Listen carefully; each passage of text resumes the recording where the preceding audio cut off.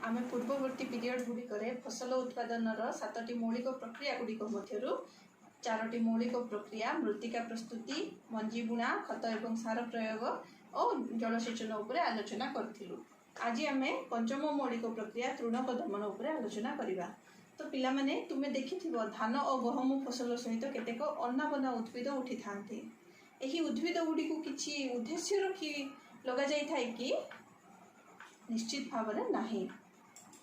जमी रे फसल सहित यही अनाबना गछ गुड़िक मन इच्छा उठी थाए। यही अनाबना गछ गुड़ी को तृणक बोली कह जाए। यही निर्मूल सफा करने को तृणक दमन बोली कह जाए। फसल रे तृणक माने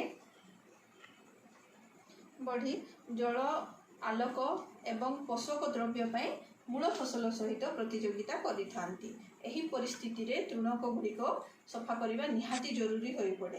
केतेक परिस्थिति रे तृणक गुड़िक अमल रे बाधा सृष्टि करती तथा प्राणी और मनुष्य मानकर पई विष भली मध्य कार्य करती।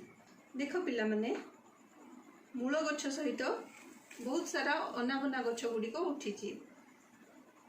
मृत्तिका प्रस्तुत परे जेतेबेले आमर खत सार प्रयोग करा जाए मंजी बुणा होइकी तो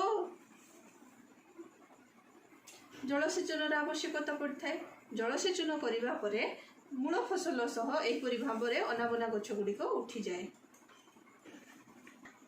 देख एही मूल गछटी संपूर्ण भाव में नष्ट होबाकू लागिलाणी। एही परिस्थिति रे एही तृणक गुड़िक मूल फसल अलग करबा पई आमे बाध्य होइथाउ एवं आवश्यक मध्य पड़ी थाए।